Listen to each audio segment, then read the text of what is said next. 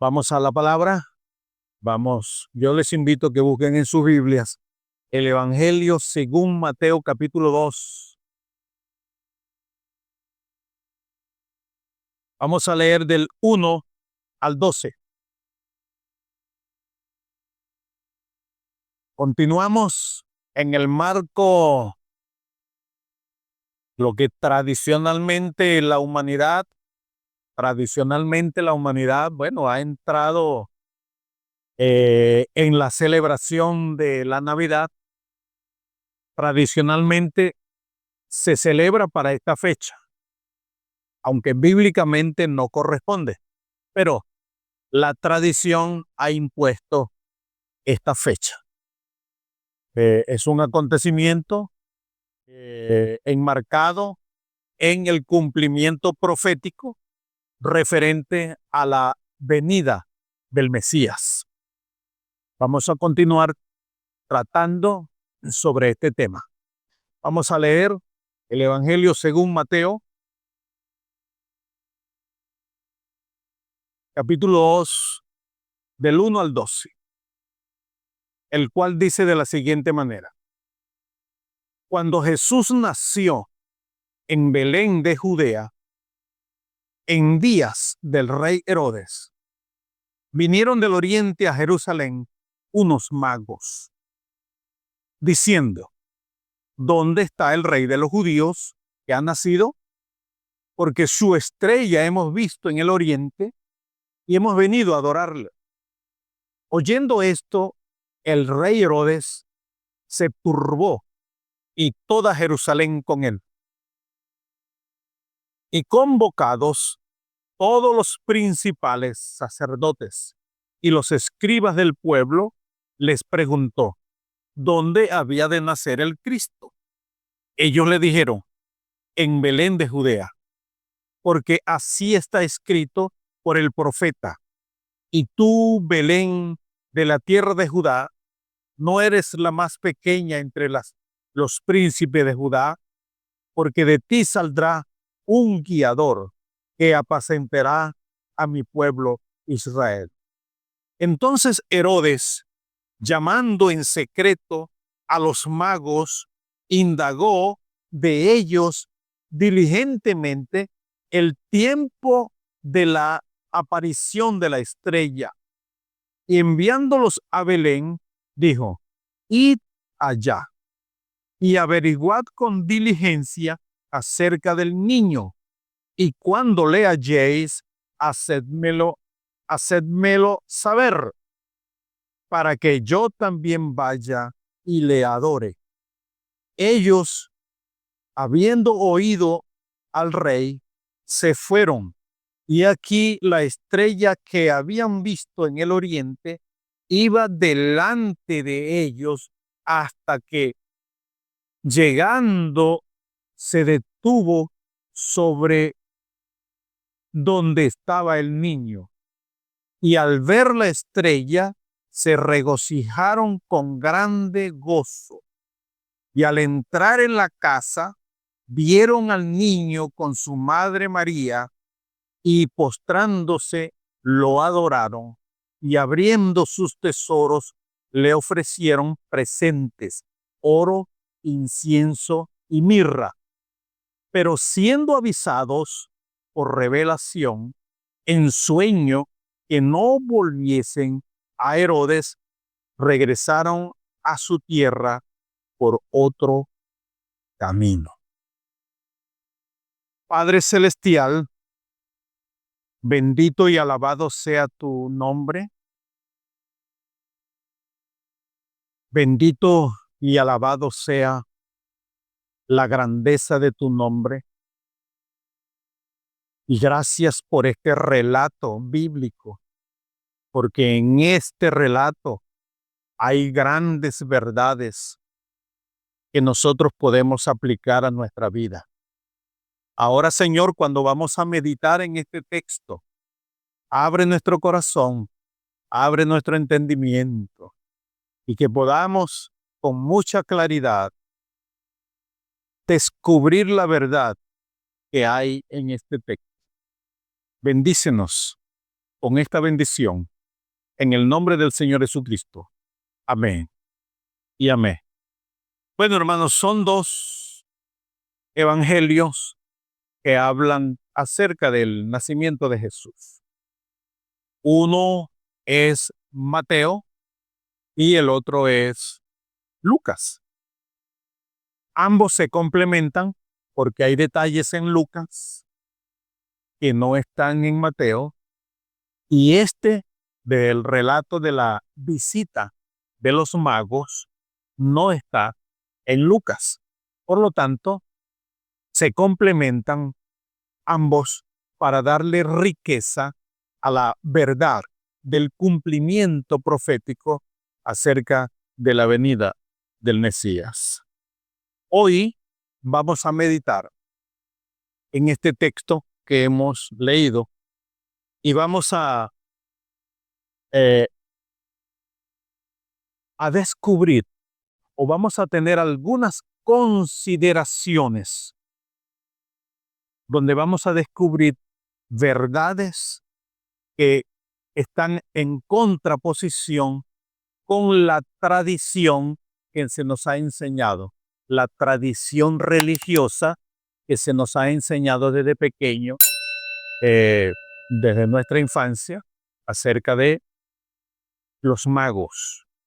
Uno de esas cosas es que se nos ha dicho los reyes magos, pero no existe tal cosa de reyes magos, porque la Biblia no habla de que eran reyes, sino que eran unos magos.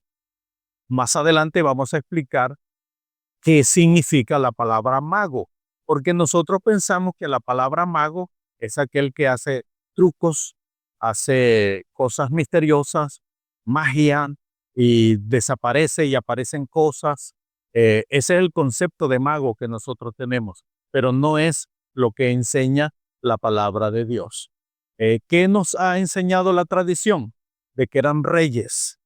La Biblia no dice que eran reyes, sino que eran magos. La tradición nos ha dicho que eran tres, pero la Biblia no dice que eran tres. Pudieran haber sido dos, o tres, o cuatro, o cinco, pero la Biblia no dice que eran tres. Pero la tradición religiosa nos han dicho que son tres. Además, la tradición religiosa también le puso nombre. Melchor, Gaspar y Baltasar. La Biblia no dice aquí que ellos tenían nombres, pero la tradición le ha asignado nombres. Tanto así que en el siglo sexto, la tradición no solamente sacó una pintura con el rostro de ellos, porque a uno lo puso de tez negra, a otro de tez blanca, al otro de tez morena, para significar, ¿verdad?, que uno venía de África, el que era negro, al que era moreno, lo hizo que venía de Europa, el que era un poquito más claro, y al que era más blanquito, que venía de Asia. De modo para significar que venían de tres continentes, de África, de Europa y de Asia. Eso fue en el siglo XVI, perdón, en el siglo VI. Entonces, la tradición nos ha llenado de muchas incongruencias que no van conforme a lo que enseña la palabra de Dios. Y esas cosas también corremos nosotros el riesgo de que nuestros niños puedan también ser educados o enseñados con respecto a la tradición. Uno le dice, ay, ¿qué te trajo los Reyes Magos? ¿Qué te trajeron los Reyes Magos? Uno mismo cae en eso. ¿Qué te trajeron los Reyes Magos? Yo escucho a mis nietos decir, no, que ya le hiciste la carta a Santa. Entonces, todo eso forma de la tradición religiosa y la costumbre, pero lo importante es enseñar a nuestros hijos lo que la Biblia muestra con relación al nacimiento. Y en este caso, la visita de los magos. Yo he titulado esta enseñanza, Su estrella hemos visto, porque su estrella hemos visto. Entonces, este relato pues se ha desvirtuado, no lo que nosotros hablamos conforme nosotros, en la medida que se acerca el tiempo de la Navidad, el relato de los magos, de la visita de los magos, la persona de los magos, no se corresponde con la verdad bíblica, sino que se impone la tradición religiosa. Entonces, en esta mañana, hermano, voy a entrar en la visita de los magos. Vamos a analizar, vamos a tomar algunas consideraciones con respecto a la visita de los magos. Quiero que estén conmigo en el texto. Vamos a retomar el texto para observar y ver esas consideraciones. Lo primero que nosotros vemos allí, hermano, es que Dios puede tener personas fuera de Jerusalén y de Israel que le adore y le reconozca como rey. Dios puede levantar personas fuera de Jerusalén y de Israel para que le adore y para que le honre a él como rey. Dice el versículo 1 del capítulo 2, dice, cuando Jesús nació en Belén de Judea, en días del rey Herodes, vinieron del oriente a Jerusalén unos magos. Quiere decir que estas personas que vinieron preguntando dónde habría nacido el rey de los judíos, no vinieron de Israel, vinieron fuera de Israel, vinieron del oriente. Pero si nosotros tuviéramos un mapa de Israel, ¿qué naciones quedan al oriente de Israel? Porque Israel está en el oriente. ¿Qué nación queda al oriente de Israel? Y si nosotros tuviéramos aquí un mapa, yo lo busqué, y la nación que está al oriente para aquel entonces era Babilonia. Era la nación que estaba al oriente de Israel. Quiere decir que de ese oriente, de esa zona del mundo, de esa nación, vinieron unos magos. Fíjense lo que dice, vinieron unos magos. No dice vinieron 3 magos, ni que eran reyes magos, ni 3 reyes magos, sino vinieron unos magos. Por lo tanto, la primera consideración que nosotros podemos tomar de este texto es que Dios puede hacer que personas puedan venir de cualquier parte del mundo, en este caso, fuera de Israel, fuera de Jerusalén, para que vengan y le adoren y le honren como rey.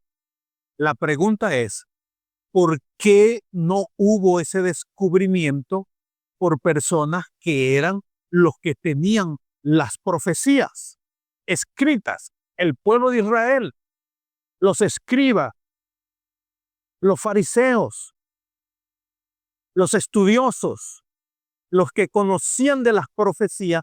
¿Por qué Dios no les reveló a ellos dónde estaba el recién nacido rey? Sino que Dios eligió a personas que vinieran de afuera de Jerusalén y de Israel. Estos magos vinieron del oriente, que creían en Dios. Ellos creían en Dios. Y lo interesante es, hermanos, que la nación que estaba al oriente de Israel, pues, era nada más y nada menos que Babilonia. Hoy, esa nación llamada Babilonia es lo que se conoce hoy como Irak. Irak, la nación que está al oriente de Israel. A esa nación, si nosotros estudiamos bien y detallamos bien el contenido bíblico, la historia bíblica, a esa nación, a Babilonia, recuerden que Babilonia, por medio de Nabucodonosor, ellos invadieron a Israel y se llevaron cautivo a muchos de ellos, a muchos de ellos. Y allí muchos de los de Israel estuvieron cautivos por 70 años en Babilonia. ¿Quiénes conocemos de esas personas, profetas, sacerdotes, hombres ilustres, temerosos de Dios, de Israel, que estuvieron cautivos allá? Recordemos a Daniel. Daniel estuvo cautivo con sus 3 amigos en Babilonia. Aquellos jovencitos que fueron echados al horno de fuego, Daniel que fue echado al foso de los leones, Daniel el profeta que reveló el sueño de Nabucodonosor, el profeta que descifró la escritura que apareció en aquella fiesta donde se deshonró los utensilios del templo y se deshonró el nombre de Dios, Tekel, Meneu Parsin, aquella escritura que apareció en la pared, Daniel fue el que la interpretó. Daniel vivió en Babilonia mucho tiempo, pero también vivió allí Ezequiel, el profeta Ezequiel vivió como cautivo, como preso allí en Babilonia. Allí también estuvo Mardoqueo, la reina Esther. Ellos estaban allí. Nehemías también estuvo en Babilonia. Ahora, es interesante, bueno, que a esa nación fue llevado un buen número del pueblo de Israel por 70 años. Es interesante también, amados hermanos, que la palabra mago, porque ahí dice, vinieron del oriente unos magos. La palabra mago tiene varias connotaciones y según la Biblia se refiere a astrónomos, es decir, personas que estudian las constelaciones, estudian los astros, astrónomos, no astrólogos, astrónomos. Estas personas eran gente que estudiaba el movimiento de los astros. De hecho, la escuela de astronomía en la antigüedad más avanzada era esta escuela, la escuela persa, la escuela babilónica. Es interesante ese detalle. Ahora, hermanos, pero de dónde estos personajes tienen esa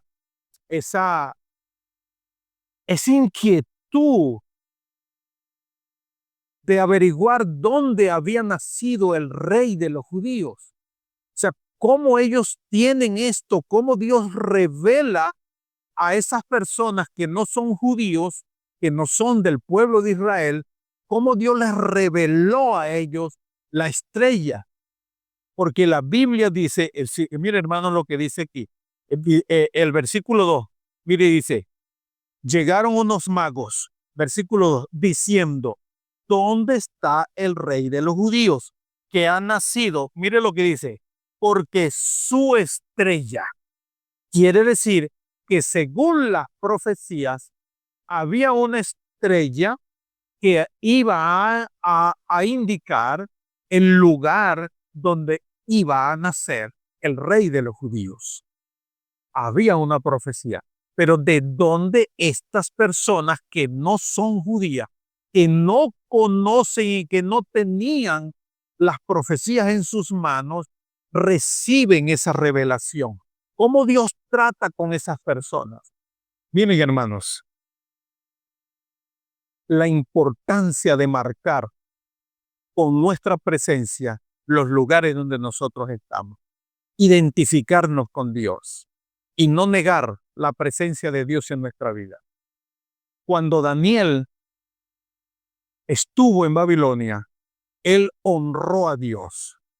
Él tuvo en sus manos los rollos de las profecías y él indagó sobre las profecías. Dios, nosotros podemos ver, hermano, que Daniel habla de las 70 semanas de Daniel. En el libro de Daniel habla de 70 semanas referente al Mesías, a todo el desenvolvimiento del desarrollo de las profecías, y en esas semanas se habla del nacimiento del Mesías. Quiere decir que en su estadía allí en Babilonia, Daniel dio a conocer en la corte de gobierno, en el palacio de los reyes, él dio a conocer estas cosas. Es decir, Daniel estudiaba las profecías y la enseñaba también a los babilonios. Él dio a conocer estas profecías a ellos. Mire lo que dice en Daniel capítulo 5, versículo 11. Daniel hizo un trabajo bien interesante. Él sembró el contenido del temor a Dios y las profecías en Babilonia cuando él estuvo allí. Daniel capítulo 5, versículo 11. Daniel 5:11 dice de la siguiente manera. Daniel 5:11 dice: en tu reino, Daniel 5:11, en tu reino hay un hombre en el cual mora el espíritu de los dioses santos.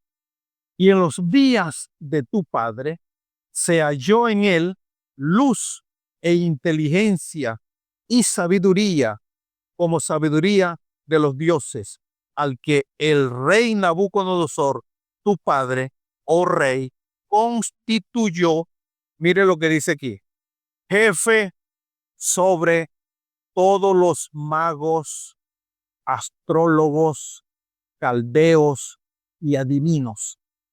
¿Quién estaba por encima de toda esta gente? Daniel, porque en él había sabiduría divina, inteligencia divina, y las profecías estaban en su corazón. En la corte del palacio de los reyes, Daniel habló del cumplimiento profético. Él sabía, y él constituyó una escuela de profetas en Babilonia, donde se estudiaban las profecías de las Sagradas Escrituras. De allí tienen estos magos que vinieron del oriente el conocimiento del nacimiento, según el cumplimiento de las Sagradas Escrituras, del nacimiento del Mesías. Por eso ellos indagaron diligentemente y descubrieron en los cielos la estrella que anunciaría el nacimiento del Mesías. Entonces la palabra mago es una palabra bien interesante porque significa astrónomo, significa una persona que estudia los planetas, el movimiento de los planetas. Entonces, estos hombres eran estudiosos de las profecías bíblicas enseñadas por Daniel cuando Daniel estuvo allá. Daniel les enseñó las profecías y ellos pues quedaron aferrados a esas profecías. Y cuando vino el cumplimiento del tiempo, ellos se movieron por esas profecías. Ahora, amados hermanos, la Biblia no menciona cantidad, ya lo dije, ni menciona los nombres, pero la tradición sí. Aquí la Biblia solamente enseña que vinieron unos magos. Aquí hay un principio en la interpretación bíblica, ¿no? Los hermanos que estudiaron conmigo en el CCBPL, yo les enseñé En donde la Biblia hace silencio, yo no debo hacer ruido. Si la Biblia hace silencio, no menciona nombre, no menciona cantidad, yo no tengo por qué ponerme a inventar. No tengo por qué agregar nombres ni agregar cantidades. Entonces, esa es la primera consideración. Hermanos, cuando Jesús nació en Belén de Palestina, ¿dice así la Escritura? ¿Qué dice? Belén de Judea. Palestina no existía. Palestina es una nación que surge después, no como nación, sino como un grupo de personas de otras nacionalidades.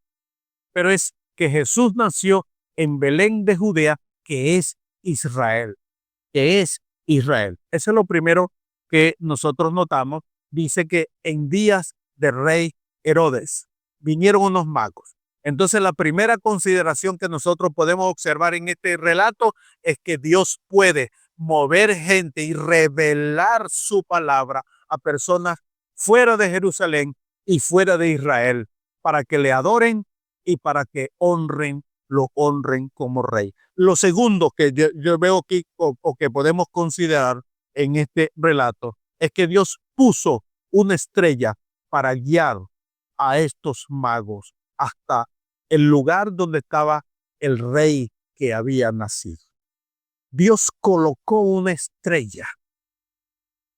Algunas personas, algunos estudiosos consideran que fue el primer paso del cometa Halley que se movió. Ese era el cometa Halley que hace algunos años, creo que en los años 80, pasó y se vio ese cometa Halley de nuevo en los cielos. Algunos dicen que era el cometa Halley. Otros dicen que era una supernova. Una supernova es una constelación muy brillante que aparece de cantidades de años en cantidades de años. Otros dicen que fue la conjunción de varios astros y produjo una brillantez extraordinaria para aquel momento. Yo, hermanos, me aferro a lo que dice la palabra de Dios. La palabra dice que Dios puso una estrella para guiar a esas personas, a esos magos. Pero ¿qué era esa estrella? ¿Cómo Dios obró anteriormente para guiar a su pueblo a través de una luminaria en el cielo? Pues tenemos, la palabra de Dios nos orienta con respecto a eso. Dice el versículo 2 del capítulo 2 de Mateo 2:2, dice, diciendo, ¿dónde está el rey de los judíos que ha nacido? Porque su estrella, es decir, hubo una estrella especial que Dios puso en los cielos para guiar a aquellos hombres desde el oriente hasta la casa donde se detuvo. Pero ¿hay en la Biblia algún episodio que nos pueda ayudar, que Dios pueda obrar milagros en colgar una luminaria o algo especial para guiar a su pueblo? Bueno, amados hermanos, la palabra nos puede llevar a Éxodo 13:21. Allí encontramos un caso de cómo puso en los cielos, Dios puso en los cielos una luminaria para guiar a su pueblo. El 13:21 dice la palabra de Dios de la siguiente manera: y Jehová iba delante de ellos de día en una columna de nube para guiarlos por el camino, y de noche en una columna de fuego para alumbrarles, a fin de que anduviesen de día y de noche. Yo considero, hermanos, que esa estrella fue un milagro de Dios. Fue algo que Dios colocó para guiar. Porque si eso fuera una conjunción de astros o una supernova o un cometa, Hermanos, los cometas y las supernovas, que son superestrellas y conjunción de astros, esos llevan una rotación. Eso no se para, eso no se detiene. Pero esta estrella sí se detenía. La Biblia dice que ellos fueron guiados y donde esa estrella se paraba, ellos se detenían. Y finalmente dice la Escritura que en la última parada que hizo aquella estrella fue que se paró sobre la casa, sobre la casa. Entonces no era una supernova, no eran astros como nosotros vemos, que era Marte, Júpiter, Saturno. No, porque los astros tienen una rotación que no se detienen. En cambio, esta estrella, esta luminaria, sí se detenía. Lo mismo que lo que nosotros leemos aquí en el versículo 21, que dice la Escritura, hermanos, que donde la columna de fuego se detenía, allí descansaba el pueblo. Allí descansaba el pueblo. Por lo tanto, esta estrella fue un milagro de Dios. Él es todopoderoso y Él puede hacer milagros y hacer que las cosas que no existen, existan, y lo que no ocurra, ocurra. Bueno, ya Dios lo había hecho antes. Aquí tenemos un ejemplo. Dios hizo un milagro, una columna de fuego, una luminaria gigantesca para que el pueblo de Israel pudiera caminar de noche. Y donde se detenía la nube, y donde se detenía la columna de fuego, ahí descansaba el pueblo. Ahí descansaba el pueblo. Entonces, esta estrella se movía y se detenía. Vamos a ver, hermanos, en el 2:9 de Mateo, dice la Escritura en el 2:9, como la palabra de Dios dice, ellos, habiendo oído al rey, se fueron. Y aquí la estrella que habían visto en el oriente iba delante de ellos hasta que llegaron. Se detuvo sobre donde estaba el niño. Aquella estrella se detuvo. Aquella luz que alumbraba a los reyes se movía, los guiaba, los conducía y se detenía. Era un milagro de Dios. Era un milagro de Dios. Esto es interesante que nosotros podamos estar aquí. Entonces, esta señal en el cielo duró varios meses, guiando a aquellos magos, varios meses hasta llegar a la casa donde estaba Jesús, el rey. En el 2:11 de Mateo dice allí, y al entrar en la casa, vieron al niño con su madre María y postrándose, lo adoraron y abriendo sus tesoros le ofrecieron presentes, oro, incienso y mirra. Quiere decir que aquella luz se detuvo sobre la casa donde estaba Jesús. Aquí es interesante, hermano, detenernos un poco, porque nosotros pensamos, fíjense que nosotros, la tradición nos ha enseñado que aquella estrella se posó sobre el pesebre donde había nacido Jesús. Y eso no es así. ¿Dónde nació Jesús? En un establo, un pesebre. Ahora, según el relato bíblico, ¿dónde se detuvo la estrella? En una casa, no en el pesebre, no en el lugar donde nació Jesús. Quiere decir que este viaje duró varios meses, porque ya Jesús no estaba rodeado de animales, sino que estaba en su casa. Posiblemente pudiera tener entre 9 y 1 año de edad ya, porque ya estaban en una casa, ya estaban en una casa. Entonces, la tradición nos dibuja, nos pinta de la estrella sobre un pesebre, donde está Jesús.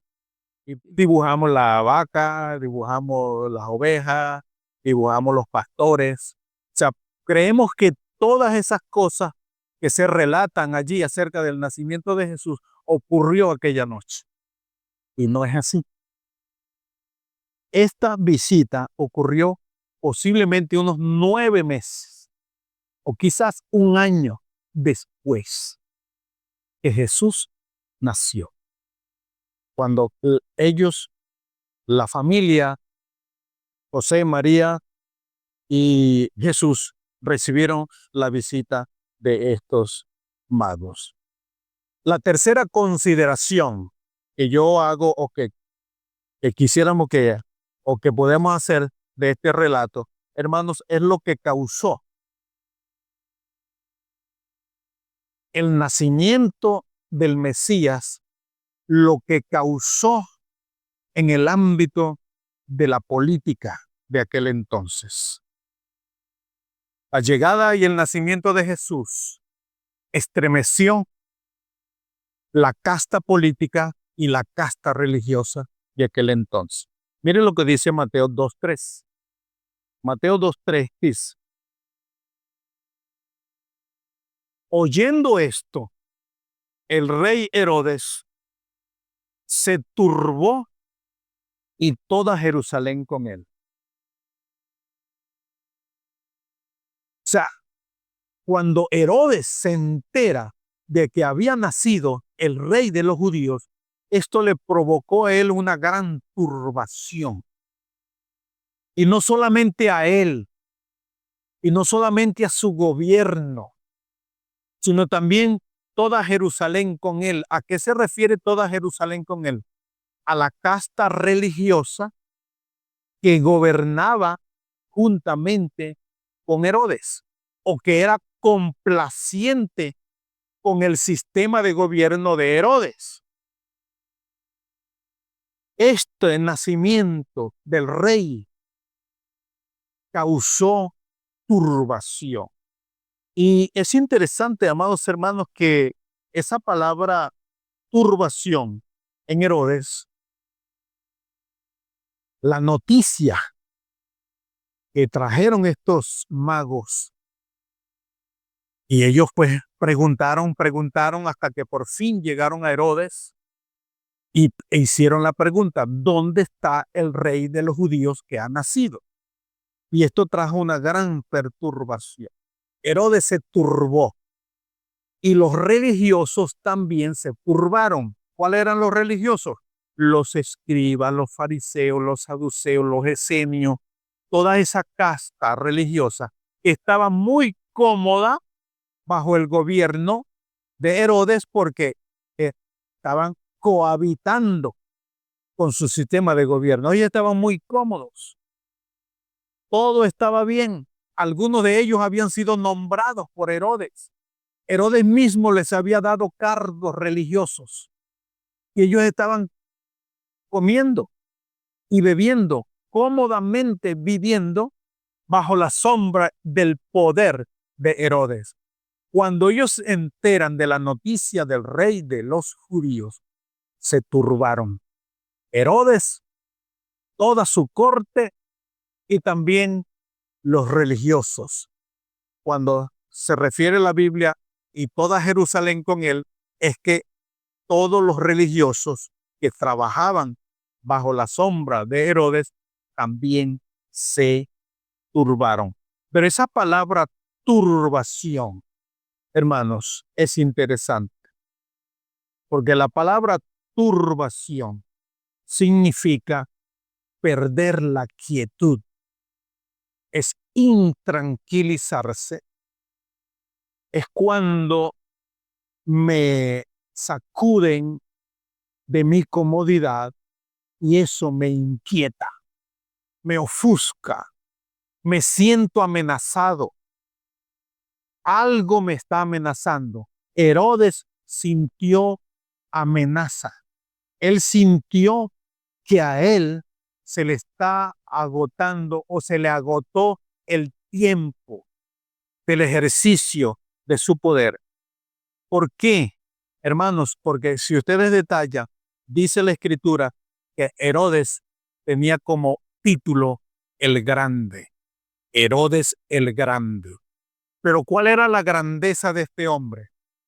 No era la bondad, no era que era grande en obras sociales ni en obras benéficas.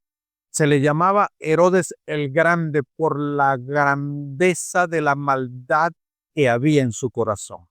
Ese hombre tenía 10 esposas, de las cuales mató 8 con sus hijos.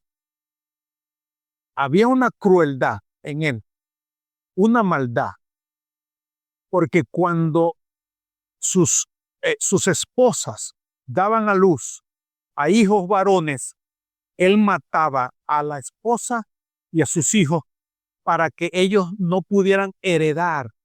Él quería permanecer en el poder para siempre, porque sus hijos podían heredar su reino. Por eso los mataba. Eso era la grandeza de ese hombre. La maldad que había en su corazón. Esa era lo grande que había en ese hombre tan sanguinario. Herodes fue un gobernante cruel. Él asesinó a varias de sus mujeres con sus hijos. Pero entonces él se sintió amenazado porque había nacido el rey de los judíos. Y él se sintió entonces intranquilo porque su poder, el ejercicio de su poder, estaba amenazado. Él sintió que estaba perdiendo el poder y por lo tanto, él dice en la Sagrada Escritura, fíjense la maldad que había en este hombre, porque dice el versículo 7.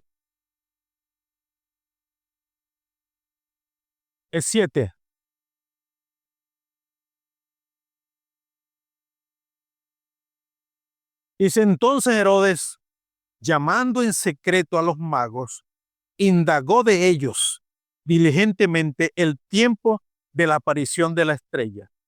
Y enviándolos a Belén, dijo, id allá y averiguad con diligencia acerca del niño, y cuando le halléis, hacedmelo saber, para que yo también vaya y le adore. ¿Qué creen ustedes que había en la mente de este hombre? Maldad. ¿Cuál era la maldad? Mandarlo a asesinar, mandarlo a matar. Así como mandó a matar a sus hijos y los mató. Porque la noticia estremeció a la casta política. Los que quieren permanecer en el poder usan cualquier estrategia del mal para aferrarse al poder. El caso de Herodes es muy ilustrativo, porque, amados hermanos, ¿qué fue lo que él planificó? ¿Qué es lo que él maquinó? Sencillamente, asesinar al rey que había nacido. Ahora, hermanos, aquí hay algo interesante. Herodes utilizó un arma que Dios aborrece. Un arma que Dios aborrece, como lo es el engaño y la mentira, para mantenerse en el poder. Usó un arma que viene directamente del infierno, el engaño y la mentira. Mire lo que dice Proverbios 6. Proverbios 6.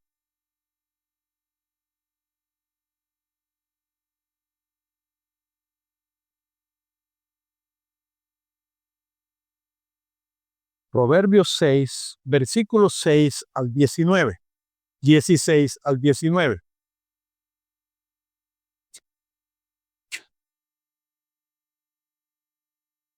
el cual dice de la siguiente manera, Proverbios 6, del 16 al 19, dice, 6 cosas aborrece Jehová, y aún 7 abomina su alma: los ojos altivos, la lengua mentirosa, las manos derramadoras de sangre inocente, el corazón que maquina pensamientos inicuos, los pies presurosos para correr al mal, el testigo falso que habla mentiras y el que siembra discordia entre hermanos. 6 cosas y aún 7, de las cuales todas se cumplen en este nefasto personaje llamado Herodes. Él usó la mentira, el engaño, la maquinación de cosas malas en su corazón para causar la muerte del recién nacido rey de los judíos. Es importante, hermano, que nosotros estemos claros en quién fue Herodes y cómo esto se puede reflejar en nuestra vida. ¿Cuánto de Herodes puede haber en nosotros para hacer el mal, pensar cosas malas, hablar cosas malas, de usar la mentira, el engaño? ¿Cuánto de Herodes hay en nosotros?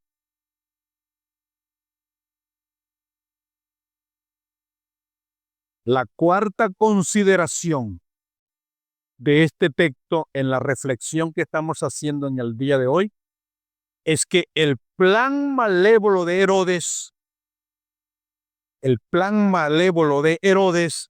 quedó al descubierto, quedó desactivado.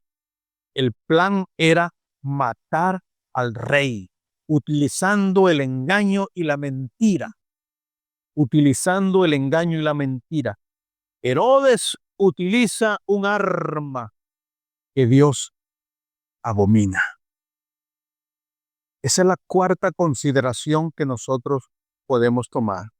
La quinta consideración que nosotros podemos tomar de este texto.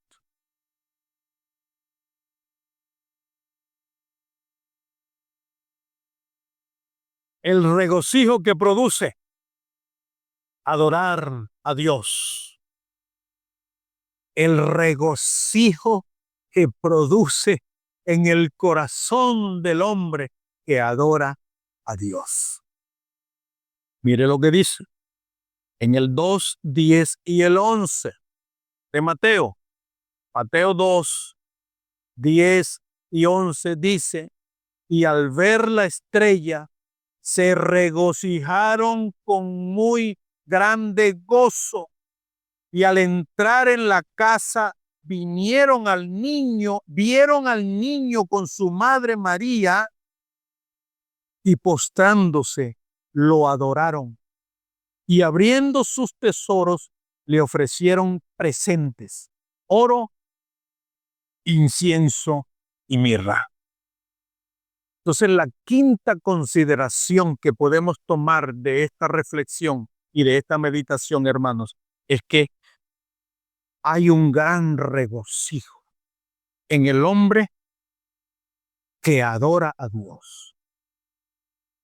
Y dice el versículo 10, es que interesante.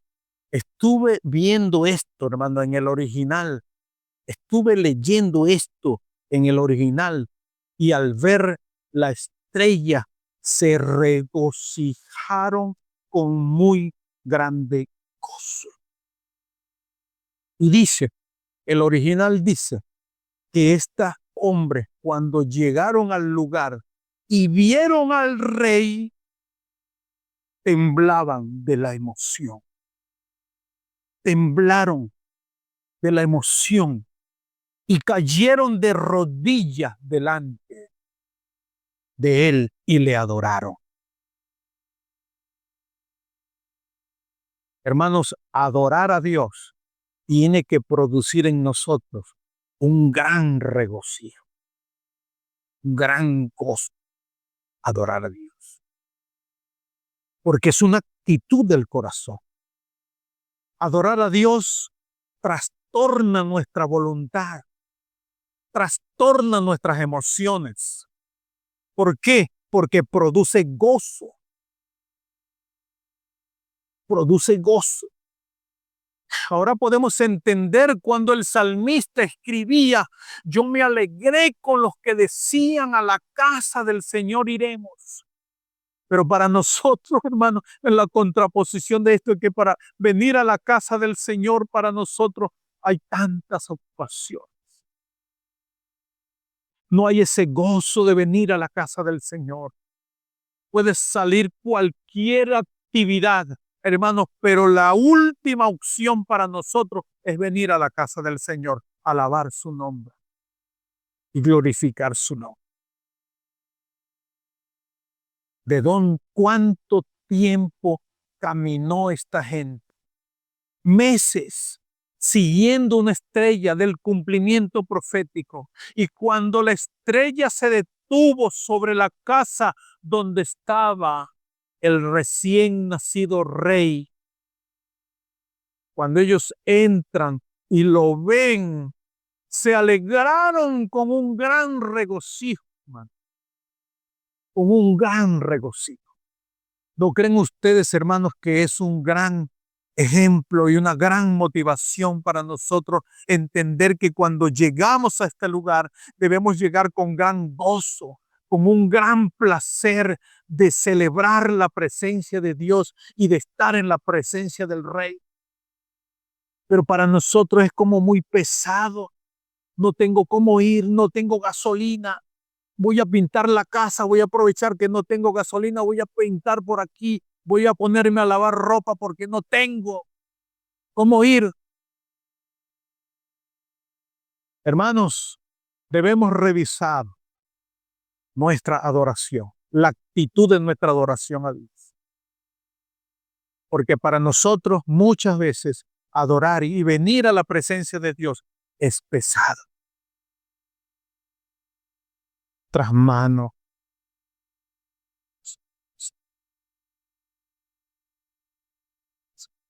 Servirle a Dios.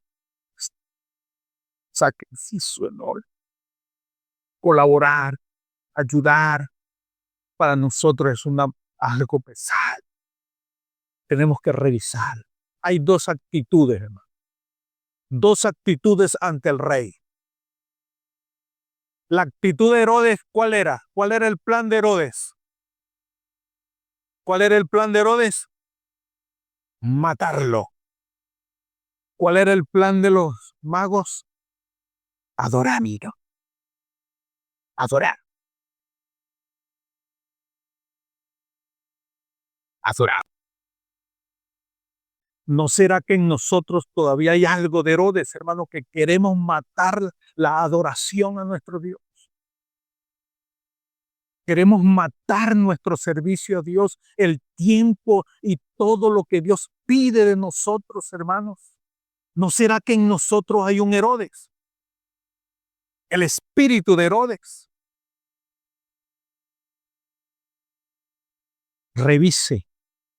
Revisemos nuestra actitud hacia nuestro rey. ¿Lo estamos matando o lo estamos adorando?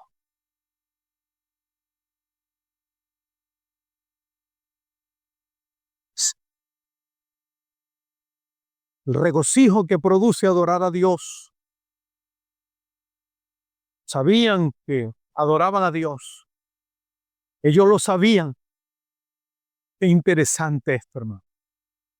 Cuando ellos estuvieron frente al rey, ellos sabían que él era el rey.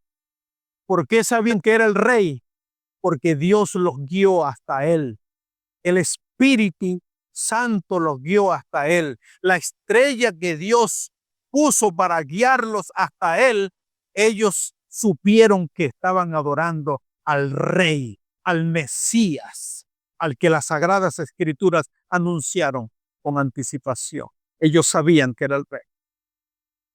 Cuando nosotros descubramos verdaderamente que estamos adorando al Rey de Reyes y al Señor de Señores, hermanos, en nosotros habrá un gran gozo, un gran gozo. Ellos sabían que estaban frente al Rey de Reyes y al Señor de Señores. Ellos lo sabían. Hermanos, la adoración involucra entonces nuestra voluntad. Y nuestra voluntad debe estar sujeta a la autoridad del Rey. La autoridad del Rey. En obediencia, en respeto, en honra. Nuestra voluntad, todo lo que somos, debe estar rendido a los pies del Señor, del Rey. Nuestra voluntad, nuestras emociones. Tiene que haber alegría, hermano, para servir a Dios. Tiene que haber gozo y regocijo para servirle a Dios, porque servir a Dios es adorar a Dios. Eso es lo que implica, hermano. ¿Qué quiso hacer Herodes? Matar la adoración. ¿Qué hicieron los magos? Ellos adoraron. Ellos adoraron. Los regalos tienen un simbolismo, porque ellos le adoraron, se postraron delante de Él, porque ciertamente digno es el Señor de recibir toda nuestra adoración, nuestra inclinación, nuestra reverencia, nuestro respeto. Nosotros debemos doblar nuestra rodilla en nuestra voluntad a Él, nuestro corazón. Entonces los regalos tienen un simbolismo. El oro representa, Él es el Rey. Él es el Rey. La realeza, Él es el Rey. El incienso simboliza que Él es sacerdote eternamente y para siempre.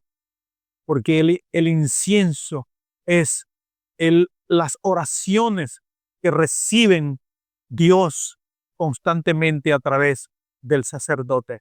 Por eso nuestras oraciones, hermanos, son ministradas y administradas por el Santo Espíritu de Cristo para llevarlas al Padre. El incienso representa que Él es el gran sumo sacerdote. Y la mirra representa los sufrimientos y los padecimientos que Él recibió. Cristo Jesús padeció. Y la mirra, recuerdan que cuando Jesús resucitó, fueron unas mujeres al sepulcro y entre las cosas que llevaban especies aromáticas y mirra, que es con que se unge a los cuerpos. Esto es una profecía magnífica. Estos tres regalos son un simbolismo acerca del cumplimiento profético en la vida de Jesús. ¿Cómo podemos concluir esta reflexión en esta mañana? Podemos concluirla, hermanos, diciendo que aquellos magos descubrieron la verdad porque Dios les reveló a ellos la verdad. O las profecías que ellos guardaron en sus corazones, sembradas por Daniel, cuando Daniel estuvo en Babilonia. Daniel sembró la palabra profética en el corazón del pueblo, de los sacerdotes babilónicos. Y ellos creyeron esa profecía. Estos hombres descubrieron la verdad. Estos hombres tuvieron en cuenta en obedecer la verdad que descubrieron. Se movieron del oriente hasta Belén hasta Jerusalén. Ellos se movieron por la verdad. Y no solamente esto, hermano, sino que proclamaron la verdad. Cuando ellos llegaron a Jerusalén, dijeron una gran verdad que ellos proclamaron. ¿Dónde está el rey de los judíos que ha nacido? ¿Dónde está? Ellos proclamaron una verdad. Amados hermanos, estamos en un tiempo de celebración, el tiempo que la tradición ha enmarcado en estos días, la Navidad. Bueno, es la tradición que fijó esta fecha. Pero aprovechemos esta ocasión, hermanos, para proclamar la verdad que el rey de los judíos, que el Mesías ha nacido. Tenemos que proclamar el evangelio. Tenemos que predicar el evangelio. No es solamente comer y comer. No es solamente recibir regalos y dar regalos. Hermanos, nuestra función es proclamar la verdad, que Jesús ha nacido. Él es el Salvador. Él es el pastor que Dios ha enviado. Como dice en Miqueas capítulo 5, versículo 4, que es lo que dice, bueno, allí está en Mateo también, en Mateo 6, cuando Herodes dijo y llamó a la casta religiosa para preguntarle qué dicen las sagradas escrituras, qué dicen las profecías, dónde habrá de nacer el rey de los judíos. Y ellos citaron a Miqueas 5:4. Miqueas 5:4 dice, y tú, Belén, de la tierra de Judá, no eres la más pequeña entre los príncipes de Judá. Y aquí está, porque de ti saldrá un guiador. Hermanos, Jesucristo es nuestro guiador. Y nosotros tenemos que decirle a nuestros amigos, a nuestros familiares, a los que están confundidos, a los que están sin esperanza, decirle que Jesucristo, el Mesías que nació hace más de 2000 años, Él es nuestro guiador. Tenemos que proclamarlo, tenemos que anunciarlo. Y sigue diciendo Miqueas en su profecía, porque de ti saldrá un guiador que apacentará. Aquel rey que nació hace más de 2000 años, no es solamente nuestro guiador, sino el que nos va a apacentar, el que nos va a pastorear. Él es el buen pastor, su vida da por las ovejas. Hermanos, su familia, sus amigos, sus vecinos necesitan saber esto. Ellos tienen que saberlo. ¿Y quién se lo va a decir? Ustedes, hermanos. ¿Cómo supo el mundo que había nacido el rey de los judíos? Porque Dios movió a hombres fuera de Jerusalén para que dieran ese anuncio, guiado por una estrella. Y eso es lo que la humanidad debe celebrar, que ha nacido un Salvador, que es Cristo el Señor. Hay que decirlo, hermano. Hay que proclamar a Cristo para estas fechas. Hay que decir, ha nacido el Rey. Jesucristo es el Rey. ¿Qué tal si damos gracias a Dios por este relato? Que estén en pie, hermanos, y vamos a dar gracias a Dios por lo que hicieron estos magos. Vamos a dar gracias. Padre, gracias por este relato. Gracias, Señor, porque tú usaste a estos hombres que vinieron del oriente a Jerusalén a traer buenas nuevas que había nacido el Rey. Gracias porque hoy entendemos por tu palabra, porque tu palabra es la verdad, que Jesucristo es el Mesías. El Cristo es el Mesías. Oh Señor, pero también nos avergüenza saber que la actitud de Herodes, una actitud cruenta, una actitud deplorable, Señor, de alguna manera se puede reflejar en nuestra actitud hacia el rey, porque Herodes quiso matarlo. En él hubo un mal pensamiento. Señor, queremos pedirte perdón en esta mañana. Si en nosotros, oh Dios, hay actitudes que puedan matar la adoración verdadera al Dios de los cielos, porque tú eres el Rey. Y para ti, oh Dios, es toda la adoración. Oh Dios, danos un corazón como el corazón de aquellos magos, para rendirte toda nuestra adoración, nuestra vida a ti, Señor. Oh Señor, gracias por la vida de estos magos. Gracias por este relato. Y ayúdanos, Señor, para que nosotros podamos ser como ellos en divulgar la verdad que ha nacido el Rey.